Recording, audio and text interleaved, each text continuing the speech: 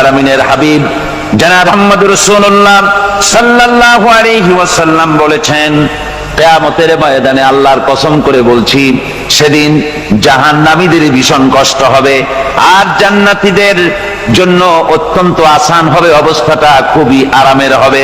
নবীজি বলেন, এক ফরজ নামাজ, এক ওয়াক্ত ফরজ নামাজ আদায় করতে যে সময়টুকুন লাগে, কিয়ামতের মাঠের এই সময় এত বড় বিরাট লম্বা সময় জান্নাতীদের জন্য এরকম হালকা হয়ে যাবে। সুবহানাল্লাহ। হযরত আবু সাঈদ খুদরী রাদিয়াল্লাহু তাআলা আনহু হাদিস খানা বর্ণনা করেছেন, এক ওয়াক্ত নামাজ, একটা ফরজ নামাজ পড়তে যতটুকুন সময় লাগে এতটুকুন সময়ের ভেতরে জান্নাতীদের কারবার শেষ হয়ে যাবে। সুবহানাল্লাহ বিহামদি। আর ওদের কারবার তো শেষই হবে না। وَيَوْمَ تَشَقَّقُ السَّمَاءُ بِالْغَمَامِ وَنُزِّلَ الْمَلَائِكَةُ تَنزِيلًا। ওরা ফেরেশতা দেখতে চায়। সেদিন আসমান সমূহ বিদীর্ণ হয়ে মেঘ পুঞ্জ বেরিয়ে আসবে, আত্মপ্রকাশ করবে। তার ভেতর থেকে ফেরেশতারা ক্রমাগত নাজিল হতে থাকবে। আর অবস্থাটাই হবে, আল মুলকু ইয়াউমাইযিনিল হাক্কু লিররহমান ওয়া কানা ইয়াওমান আলাল কাফিরিনা আসীরা। আর সেদিনে বাদশাহী হবে কেবলমাত্র রহমানের। ওয়া কানা ইয়াওমান আলাল কাফিরিনা আসীরা। আর সেই কিয়ামতের দিন, সেই সময়টা হবে কাফেরদের জন্য বড়ই কঠিন। এখানে কিয়ামতের কিছু কথা বলা হচ্ছে, কিছু আভাস দেওয়া হচ্ছে যে আসমান সমূহ বিদীর্ণ হয়ে মেঘ পিণ্ড বেরিয়ে আসবে এবং তার থেকে ক্রমাগত ফেরেশতারা নাজিল হতে থাকবে। আল্লাহর হাবিব বলেছেন, কেউ যদি কিয়ামতের দৃশ্য দেখতে চায় সেজন্য সূরা ইজা শামসু কুবিরাত ওয়া ইজা সামাউ ফাতারাত, ইজা সামাউ শাক্কাত, এই সূরাগুলি যেন পড়ে, তাহলে কিয়ামতের দৃশ্য তার চোখের সামনে প্রতিভাত হবে। কিয়ামতের দৃশ্যটা আসলে কেমন হবে সেই সূরাগুলি তেলাওয়াত করলে সে বুঝতে পারবে। যেমন আল্লাহ পাক বলছেন, إذا السماء انفطرت وإذا الكواكب انتثرت وإذا البحار فجرت وإذا القبور بعثرت। যখন আকাশসমূহ চূর্ণ বিচূর্ণ হয়ে যাবে আর তারকাসমূহ বিক্ষিপ্ত হয়ে পড়বে, সমুদ্র মহাসমুদ্রগুলি দীর্ণ বিদীর্ণ হয়ে যাবে, কবরগুলি সব উদ্গীরণ করে দেবে, তার মধ্যে যা আছে সে সবগুলি। আবার আল্লাহ পাক বলেন, ইযাশ শামসু কুবিরাত ওয়া ইযান নুজুমু কাদারাত ওয়া ইযাল জিবালু সুয়্যিরাত। সূর্য যখন ঢেকে যাবে, তারকাগুলি যখন বিপর্যস্ত হয়ে যাবে আর পাহাড়গুলি যখন চালিয়ে দেওয়া হবে, এই দৃশ্য তোমরা দেখতে পাবে। فإذا النجوم طمست وإذا السماء فرجت وإذا الجبال نسفت। সেদিন অবস্থা এমন হবে, সমস্ত তারকাগুলি স্তিমিত হয়ে যাবে আর আকাশসমূহ দীর্ণ বিদীর্ণ হয়ে যাবে।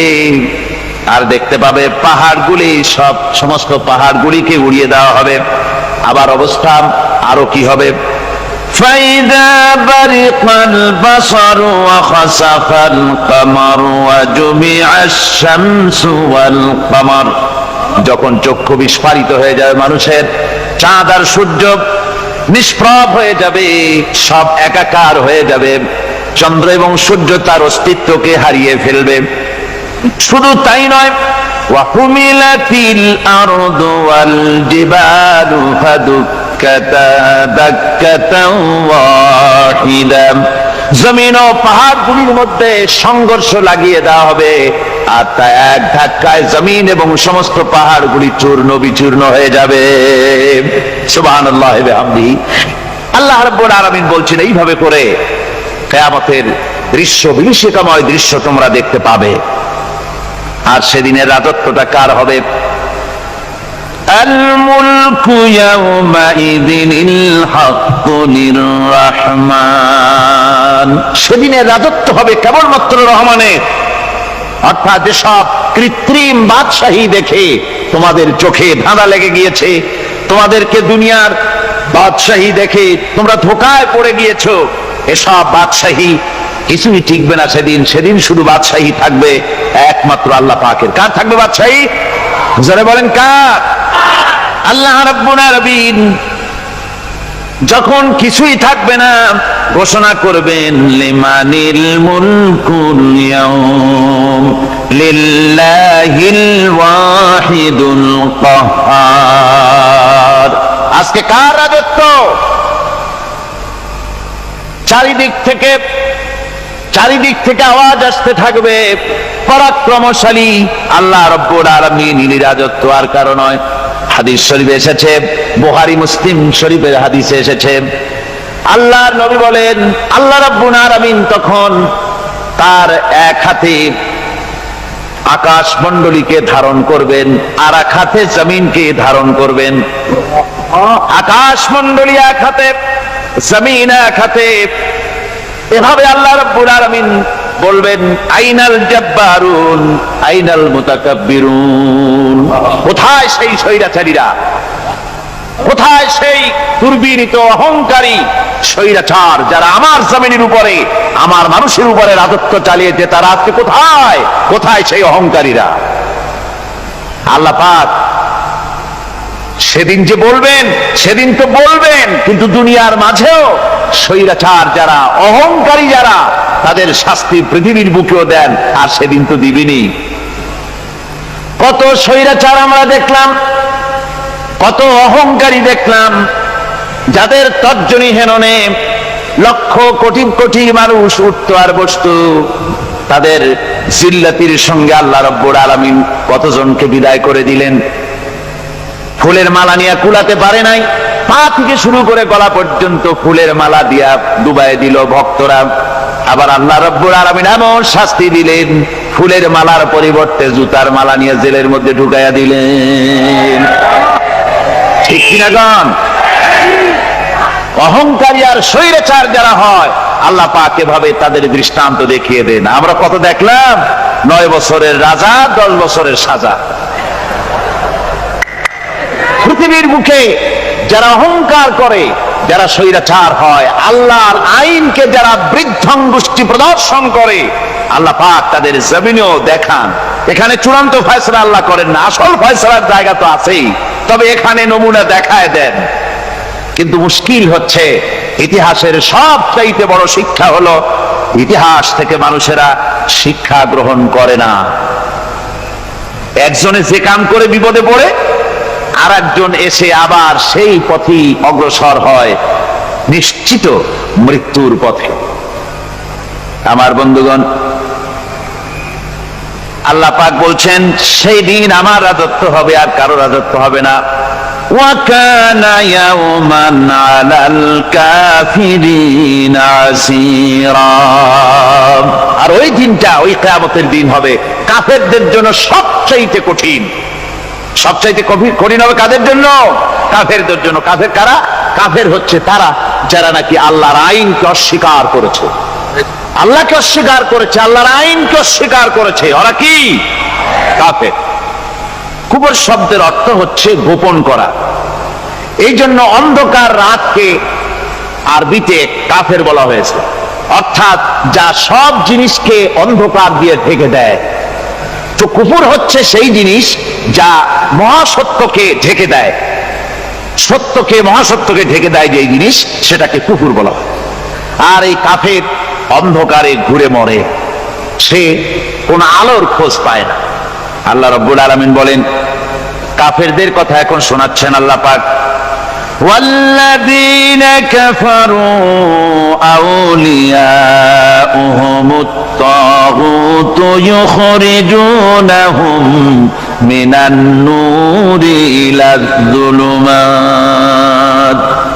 যারা কাফের, যারা কুফরি অবলম্বন করেছে, তাদের সাহায্যকারী আর পৃষ্ঠপোষক হচ্ছে তাগুত। তাগুত বলা হয় সেই শক্তিকে যে শক্তি শুধু নিজেই আল্লাহর আইন অমান্য করে বসে থাকে না, বরং অন্যদেরকেও আল্লাহর আইন অমান্য করতে বাধ্য করে। ওদেরকে আরবিতে কি বলা হয়? তাগুত বলা হয়। আর এই তাগুতি শক্তি, এই তাগুত হয় তার সাহায্যকারী, যা তাকে আলো থেকে টেনে অন্ধকারের ভেতরে নিয়ে যায়। আর কাফের হচ্ছে আল্লাহ পাকের ভাষায় অর্থাৎ কোরআনের ভাষায় কাফের হচ্ছে সবচাইতে নিকৃষ্ট প্রাণী, সবচাইতে নিকৃষ্ট জীব। মহাসত্যকে যারা অস্বীকার করেছে, যারা আল্লাহকে মানে না, যারা আল্লাহর কোরআনকে মানে না, যারা ইসলামকে স্বীকার করে না, তারা সবচাইতে নিকৃষ্ট প্রাণী। আল্লাহ রাব্বুল আলামিন বলেন, ইন্না শাররাদ দাওয়াবি ইনদাল্লাহিল্লাযীনা কাফারু ফাহুম লা ইউমিনুন। নিশ্চয়ই আল্লাহর জমিনে সব বিচরণশীল জীব যত আছে, আল্লাহ বলছেন আমার জমিনে বিচরণশীল জীব যত আছে তার মধ্যে সবচাইতে নিকৃষ্ট প্রাণী হলো যারা ঈমান আনে নাই, যারা বিশ্বাস করে না আমি আল্লাহকে, যারা পরকালকে বিশ্বাস করে নাই, যারা কোরআনকে বিশ্বাস করে নাই, যারা ইসলামকে বিশ্বাস করে নাই, পৃথিবীর মধ্যে তারা সবচাইতে নিকৃষ্টতম প্রাণী। আল্লাহ বলেন শুধু নিকৃষ্ট জনক নিকৃষ্ট প্রাণী বললেই সারে না, এরা হলো চতুষ্পদ জানোয়ারের মতো। কে বলতেছেন? আমি বলছি না, কিন্তু আল্লাহ পাক বলতেছেন চতুষ্পদ জানোয়ারের মতো কাফেরেরা। وَمَثَلُ الَّذِينَ كَفَرُوا كَمَثَلِ الَّذِي يَنْعِقُ بِمَا لَا يَسْمَعُ إِلَّا دُعَاءً وَنِدَاءً। এই কাফেরদের দৃষ্টান্ত হচ্ছে সেই রাখালের মতো, যে রাখাল তার পশুদেরকে ডাকে আর ওই পশুরা একটা ডাক শোনে মাত্র, কিন্তু কি যে বলে তা তো পশুতে বোঝেন। ভালো বুঝতে পেরেছে? সুম্মুন বুকুমুন উমিয়ুন ফাহুম লা ইয়াকিলুন। এরা বোবা, এরা বধির, এরা অন্ধ, এ কারণেই কোনো কথা বোঝে না। এরা চতুষ্পদ জানোয়ারের চাইতেও নিকৃষ্ট। যাদেরকে আমি আল্লাহ বলেন, যাদেরকে আমি চোখ দিলাম, চোখ থাকতে হক দেখলো না, সব দেখলো। হক দেখে নাই চোখ দিয়া, এই চোখ দিয়া সব দেখলো। নারীর সৌন্দর্য উপভোগ করলো আর নারীর অঙ্গ প্রত্যঙ্গ নিয়ে নানা ধরনের গল্প লিখলো, কবিতা লিখলো, কিন্তু এই সৌন্দর্য যিনি দিলেন তারেও চিনল না। আছে না কত কবি আমাদের দেশে? আমার দেশের সেই কবি জাতীয় পুরস্কার পায় যে কবি নারীর বিশেষ বিশেষ অঙ্গ নিয়ে বেশি করে নির্লজ্জ কবিতা লিখতে পারে, ওই হলো সবচেয়ে বড় কবি। আমার বন্ধুগণ, একজন বুজুর্গ ব্যক্তি তিনি পথ দিয়ে যাচ্ছিলেন, তো সে পথে এক সুন্দরী যুবতী মেয়েকে দেখে সেই যুবতী মেয়ের দিকে এই বুজুর্গ ব্যক্তি এক নজরে তাকায় আছে। তখন এই ঘটনাটাকে কবি এভাবে লিখতেছেন সাজায়, একদা সুখদায়ক প্রমোদা বদন দর্শন করিবম ঝরিল নয়ন, হেসে কহে সে রূপসী সবিস্ময় মন, কহ দেখি মহাশয় কহ কি কারণ, বিষয় বিরাগী তুমি ভুবনে প্রচার, কি হেতু জন্মিল তব মানস বিকার, সামান্য ললনা রূপ করি দর্শন, উচিত না হয় তব অশ্রু বরিশন। বুজুর্গ ব্যক্তি ওই মহিলার দিকে তাকিয়ে তাকিয়ে কাঁদতেছেন। সুন্দরী মহিলা বলেন, আল্লাহর বুজুর্গ বান্দা, আপনি এলাকার ভিতরে বুজুর্গ এবং পীর হিসাবে, বুজুর্গ ব্যক্তি হিসাবে আপনি বিখ্যাত। আজকে আমাকে এখানে দেখে আপনি আমার দিকে তাকায় আমার রূপ উপভোগ করতেছেন আর কাঁদতেছেন। আপনার মতো সংসার বিরাগী মানুষ আমার মতো একটা সুন্দরী মেয়েকে দেখে ভাবে কাঁদা ঠিক না। বুজুর্গ ব্যক্তি বলছেন, হেসে কহিলাম বলে করহ শ্রবণ, নেত্র ঝরে তবু হেতু ভেব না এমন, যে শিল্পী রচিল ওই সুধাংশু বদন, তাহার তরে ঝরে নেত্র নয়নে জীবন।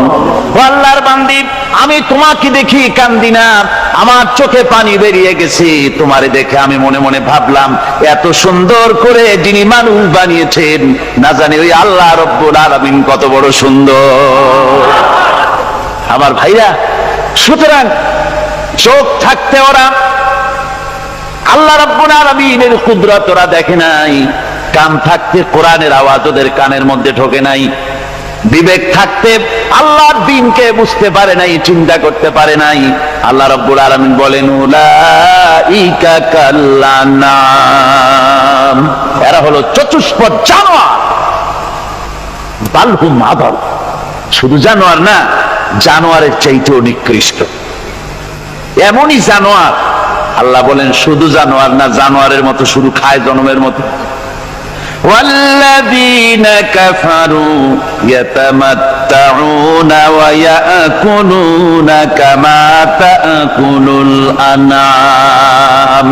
এই কাফেরগুলির কাম শুধু ফুর্তি করা, গান বাজনা, নাটক, গল্প, এই সব কাজ তাদের। নামাজ নাই, রোজা নাই, আল্লাহর চিন্তা নাই, তাহাজ্জুদ নাই, পরহেজগারি নাই, শুধু গান আর নাচ। দেখেন না ফুর্তি। এই যে 1 জানুয়ারি রাত 12টার সময় আমার ঘুম ভেঙে গেল, এই যেখানে আমি ছিলাম, বিকট আওয়াজ। আমি মনে করলাম পাশের বাড়ি বুঝি ডাকাত পড়ছে। পরে বাড়িওয়ালা আমাকে বললেন যে ডাকাত না, বোধহয় এই নিউ ইয়ার সেলিব্রেট হচ্ছে, নতুন বৎসর উদযাপন হচ্ছে বোমা দিয়ে, শহরবাসীর আরামের ঘুম হারাম করে এগুলি করা হচ্ছে। এ তো গেল 1 জানুয়ারি। আর যখন আমাদের নিজেরটা যখন আসে, অর্থাৎ 1 বৈশাখ, তখন দেখছেন অবস্থা 1 বৈশাখে। এবছর আমাদের দেশে 1 বৈশাখে ঢাকায় যে দৃশ্য আমি টিভির মধ্যে দেখলাম, তাতে আমার মনে হয়নি যে 12 কোটি মুসলমানের দেশে রাজধানীতে এই দৃশ্য হচ্ছে। আমার মনে হচ্ছিল এটা বুঝি কলকাতা অথবা অন্য কোনো শহর হবে। আমি দেখলাম সমস্ত যুবক যুবতী, নারী পুরুষ, বিভিন্ন বয়সের লোক সব একসঙ্গে রাস্তায় নেমেছে, নাচতেছে। তার মধ্যে বুদ্ধিজীবী আছে, শিক্ষিত লোক আছে, সমানে নাচতেছে। আর তাদের মুখোশ পরা, বানরের মুখোশ, কুকুরের মুখোশ, শূকরের মুখোশ, ঘোড়ার মুখোশ, পাপী শিয়ালের মুখোশ, এই মুখোশ পরে এভাবে নাচতেছে। আমি চিন্তা করলাম, নববর্ষের সাথে কুত্তার মুখোশের সম্পর্ক কি? নববর্ষের সাথে পাপী শ্রীগালের মুখোশের সম্পর্ক কি? তাহলে ওরা কি বলতে চায় যে আগামী বছরটা আমরা কুত্তার ভূমিকায় অ্যাক্টিং করব, অথবা শ্রীগালের মতো ধূর্তামি করব জাতির সাথে? তারপরে কি করলো? সকাল বেলায় যুবক যুবতী 1 বৈশাখ সূর্য উদয়ের আগে রমনা লেকের পাড়ি গিয়ে সব দাঁড়িয়েছে বাসন্তী রঙের শাড়ি পরে। তারপরে সেখানে দাঁড়িয়ে সূর্য উদয়ের পানে তাকিয়ে সকাল বেলায় ভাবে করজোর করে বলছে, এসো হে নববৈশাখ স্বাগতম হে। নববৈশাখ অলক্ষে বোধহয় এটা শুনে বলতেছে, বাবাজিরা আমারে ডাকতেছো, অপেক্ষা করো, আমি আসতেছি। আমারে ডাকতেছো, আমি আসতেছি, কোমরে গামছা বেঁধে আসতেছি, 225 মাইল স্পিডে আসতেছি, 30 ফুট উঁচু জলোচ্ছ্বাস নিয়ে আসতেছি, নববৈশাখের মজা সাত টাকায়। আমার ভাইরা, মুসলমান নববর্ষ উদযাপনের সাথে মুসলমানের কিসের সম্পর্ক? মুসলমান যদি এই দিন উদযাপনই করে, তাহলে তাকে করতে হবে ফজরের নামাজ পড়বে। মুসলমান নববর্ষ উদযাপন করবে, ফজরের নামাজ পড়বে, তারপরে কোরআন শরীফ তেলাওয়াত করবে, দরুদ শরীফ পড়বে, আল্লাহর দরবারে হাত তুলে বলবে, রব্বুনা রাব্বিন, 31 বছর পার করে দিলাম, নাফরমানি ছাড়া কিছুই তো করি নাই, বিগত বছরে যা করেছি মাফ করে দাও, আগামী বছরটা গোটা জাতি আর দেশের জন্য কল্যাণকর মঙ্গলময় করে দাও। এটাই তো বলা উচিত ছিল নাকি? বলে তা না করে, তা না বলে, বৈশাখের পরিচালককে না দেখে সরাসরি বৈশাখকে আহ্বান করা হয়েছে, আর বৈশাখ আহ্বান করার মজা জনমের মতো দেখাই দিয়েছে। আল্লাহ রাব্বুল আলামিন তাই বলেন, কাফেররা তাদের কাজ হলো শুধু খাওয়া, তারা এমন খাওয়া খায় জনমের মতো খায়। ইয়াকুলুনা কামা তাকুলুল আনাম, জানোয়ারে যেমন খায় ওই রকম খায়। তার মানে খায়, একটু বিসমিল্লাহ কয় না, খায়া যখন ছেড়ে দেয় তখন আলহামদুলিল্লাহ বলে না, বাহাজ্জা খায়, আবার বাহাজ্জা খায়। ডাব একটা কাটলো, বিসমিল্লাহ নাই, খাইলো, 2-4 ঢোক খাইয়া পুরা ডাবটার ফেলাই দিল। ডাবটা কি তোমার বাজান তৈরি করছিল নাকি? একটু বিসমিল্লাহ বললা না, একটু শুকরিয়া আদায় করলাম। আমি গত এই ডিসেম্বর গেল, ডিসেম্বরের 16 তারিখ আমেরিকা থেকে এসেছি। ওখানে দেখলাম তারা প্রতি নভেম্বর মাসের শেষ বৃহস্পতিবার থ্যাঙ্কস গিভিং ডে অবজার্ভ করে। তা আমি জিজ্ঞেস করলাম, থ্যাঙ্কস গিভিং ডে জিনিসটা কি? ওরা বলল, এটা হচ্ছে এই যে গড আমাদেরকে সারা বছর ভালো খাওয়াইছে, আমাদেরকে ভালোভাবে পড়াইছেন, সুন্দর রেখেছেন, এই জন্য আমরা গডকে থ্যাঙ্কস দেই নভেম্বরের এই শেষ দিনটিতে। সারা বছরে ভালো খাইছি, ভালো থাকছি, এই জন্য গভর্নমেন্টকে মানে গডকে থ্যাঙ্কস দিলাম। আমি আমার আলোচনায় সেখানে বললাম যে দেখেন, রাশিয়ার সাথে আমেরিকার পার্থক্য তো এখানে, ওরা গডকে অস্বীকারই করেছে, গডই মানে না। আর এরা গডের নামাজ রোজা বা ইবাদত কিছু করুক আর না করুক, গডের অন্তত একটা ধন্যবাদ দেয়। ওরা ওদের ডলারে লিখেছে, ইন গড উই ট্রাস্ট, প্রত্যেকটা ডলারে লেখা আমরা গডে বিশ্বাস করি। তো শুকর আদায় করলে তো আল্লাহ বাড়িয়ে দিবেন। আল্লাহ রাব্বুল আলামিনের সুন্নাত হলো, শুকর যদি কেউ আদায় করে আল্লাহ বাড়িয়ে দেন। লা ইন শাকারতুম লাযীদান্নাকুম ওয়া লা ইন কাফারতুম ইন্না আযাবী লাশাদীদ। আমার নিয়ামতের শুকর যদি আদায় করো আমি বাড়ায় দেব, আর যদি নিয়ামতের শুকর আদায় না করো তাহলে মস্ত বড় শাস্তি তোমাদের জন্য রেখেছি। তো আমেরিকা শুকর আদায় করে নিজেরা খাইয়া, কিন্তু ওদের জমিন হলো বিশাল জমিন। আমি কয়েকবার গিয়েছি এবং বহু স্টেট সফর করেছি। ওদের জমিন এত ফার্টাইল, জমিনে যদি রীতিমতো তারা ফসল ফলাতো, এই ফসল সারা দুনিয়ার দরিদ্র ভূমুক্ষ জনতাকে খাওয়াইয়া বাঁচাইতে পারত। কিন্তু ওরা তা করে না। ওরা করে কি? ওরা মুনাফার হার, বাজার দর ঠিক রাখার জন্য নির্দিষ্ট পরিমাণ জমিনের ফসল ফলায়, কিন্তু জমিন এতই উর্বর, ওদের মেজারমেন্ট করা, মাপ করা, হিসাব করা ফসল হয় না, ফসল হয় বেশি। তখন বাড়তি ফসলকে তারা প্রতি বছর লক্ষ লক্ষ টন আলু আর গমকে তারা সমুদ্রে নিক্ষেপ করে। তাদের আলু এবং গম সেই সময় তারা নিক্ষেপ করে সমুদ্রে যখন ইথিওপিয়া, সুদানে মানুষ না খেয়ে মরছে। পৃথিবীর বিভিন্ন দেশে মানুষ ক্ষুধার যন্ত্রণায় যখন চিৎকার করছে, আর তাদের এই চিৎকারে আকাশ বাতাস ভারী হয়ে যাচ্ছে, তখন ওরা এই কামটি করছে। তাই আমি ওই প্রথম দিন বলেছিলাম যে রাশিয়া যেমন খান খান হয়েছে, অস্তিত্ব বিলুপ্ত হয়েছে আল্লাহর সাথে নাফরমানি করার কারণে। আপনারা বলতে পারেন কমিউনিজম কি একটা সহজ ব্যাপার? একটা বিরাট শক্তি, পৃথিবীর বুকে কত দেশ তারা ডমিনেট করতেছিল, কোন যুদ্ধ নাই, কোন রক্তপাত নাই, বিনা ধাক্কায়, বিনা বাতাসে, বিনা ঝড়ে বিশাল মহিরুহু চিৎপটাং। এটা হলো কেন? কেন হলো রাশিয়ার এই দশা?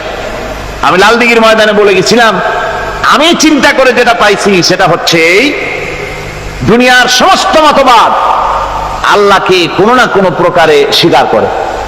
তার কথা মানুক আর না মানুক, আছে একটা কিছু, এতটুকুন বলে যে আল্লাহ আছেন বা গড আছে বা একটা কিছু আছে। কমিউনিজম, সমাজতন্ত্র হলো পৃথিবীর একমাত্র নিকৃষ্ট মতবাদ, যে মতবাদ সরাসরি আল্লাহকে অস্বীকার করেছে, বলেছে আল্লাহ নাই, দেয়ার ইজ নো গড। তারা ধর্মকে আফিম বলেছে, আল্লাহ পাক তাই কোন যুদ্ধ ছাড়া, কোন মারামারি ছাড়া, কোন রক্তপাত ছাড়া এই বিশাল শক্তিকে উৎকারে উড়িয়ে দিলেন, তুলার মতো হয়ে, গোটা রাশিয়া তুলার মতো হয়ে, পেঁজা তুলা, ধোনা তুলার মতো হয়ে সব উড়ে চলে গিয়েছে। অস্তিত্ব বিলুপ্ত হয়ে গিয়েছে। কিন্তু আমাদের দেশের খুচরা কমিউনিস্টরা এখনো স্বপ্ন দেখে। ওই যে কালকে বলেছি, তারা বলে কলমের খোসা এটা এখনো নষ্ট করা যাবে না, এটা এখনো চালু করা হবে। এখনো চীনে আছে, এখনো কিউবায় আছে। ওই কিউবা থেকে, চীন থেকে ফিদেল কাস্ট্রোর একটু আওয়াজ শোনে, চীন থেকে মিস্টার ব্যাং না কি জানি না, ব্যাং এর আওয়াজ শোনে, আর তাই মনে করে এ বুঝি সমাজতন্ত্রের বিজয়ের গান। না, চীন থেকে আর কিউবা থেকে যে আওয়াজ আজকে উঠতেছে, এই আওয়াজ সমাজতন্ত্রের বিজয়ের আওয়াজ নয়, এটা হলো সমাজতন্ত্রের মরণ যন্ত্রণার গোঙানির আওয়াজ। কাজী এরা দুনিয়ার বুকে শুধু আনন্দ এবং ফুর্তি করে, আল্লাহর হককে, আল্লাহকে চিনতে তারা ব্যর্থ হয়েছে। আল্লাহ রাব্বুল আলামিন বলেন, অবিশ্বাসীদের কৃতকর্ম, তাদের কাজগুলি, তাদের কর্মফল সব নিষ্ফল হয়ে যাবে। ওয়াল্লাযীনা কাফারু আ'মালুহুম কাসারাবিন বিকিআতিন ইয়াহসাবুহুল যামআনু মা। আল্লাহ পাক বলেন, কাফের যারা, অবিশ্বাসী যারা, যারা আমাকে অস্বীকার করেছে, অবিশ্বাস করেছে, তাদের আমলগুলি হলো মরুভূমির মধ্যে মরীচিকার মতো। মরুভূমির মরীচিকা, মানুষ যখন মরুভূমির ভিতর দিয়ে যায়, পানির পিপাসা লাগে, দূরে দেখে পানি চিকচিক করতেছে, আর ওই মরীচিকা যেটাকে সে পানি মনে করেছিল, হাত্তা ইযা জাআহু লাম ইয়াজিদহু শাইআ, যেটাকে সে পানি মনে করে ছুটতেছিল, যখন কাছে গেল আল্লাহ পাক বলেন কিছুই সেখানে পায় না, শুধু মরীচিকা, বালু আর বালু। এরকম করে যারা আমার দিনকে অস্বীকার করেছে, আমাকে অস্বীকার করেছে, তারা যত ভালো কাজ করুক আর যাই করুক না কেন, তাদের কৃত কর্মগুলি এভাবে সব নিষ্ফল। এ হলো এক কথা। 2 নম্বরের কথা হলো, ওরা মনে করেছিল সমাজতন্ত্র শান্তি দেবে, কমিউনিজম শান্তি দেবে, সোশ্যালিজম শান্তি দেবে, ক্যাপিটালিজম শান্তি দেবে। এই শান্তির চিন্তা করে অগণিত মানুষকে হত্যা করে সমাজতন্ত্রের রাজত্ব যখন কায়েম করলো, 70 বছরও চলে গেল, তারপরে তারা দেখলো হাত্তা ইযা জাআহু লাম ইয়াজিদহু শাইআ, কিচ্ছুই পেল না। তারা ক্ষুধার যন্ত্রণায় মরলো, কাপড় নাই, খাবার নাই। তারা ওই রাশিয়া থেকে, চেকোস্লোভাকিয়া থেকে, যুগোস্লাভিয়া দিয়া, রোমানিয়া থেকে, হাঙ্গেরি এবং পোল্যান্ড আর মঙ্গোলিয়া থেকে, সেখানে সমাজতন্ত্র তাড়াতে আমরা যাই নাই। আমরা সেখানে সমাজতন্ত্রের বিরুদ্ধে তাফসীর করি নাই, ব্যাখ্যা করি নাই, বক্তব্য রাখি নাই। ওই সব দেশ থেকে সমাজতন্ত্র তাড়াইছে কে? কারা তাড়িয়েছে? না না, ওরা নিজেরাই, সেই দেশের জনগণই এটাকে উৎখাত করেছে তাদের জমিন থেকে। আল্লাহ পাক বলছেন, যারা আমার দিনকে, আমার বিধানকে যারা অস্বীকার করবে, তারা এই অস্বীকারী অবস্থায় যদি মৌত হয়, আমার সমাজতন্ত্রী কোনো ভাই যদি এ মাহফিলে থাকেন, কমিউনিস্ট কোনো ভাই যদি এ মাহফিলে থাকেন, তাহলে শুনুন আল্লাহ কি বলতেছেন।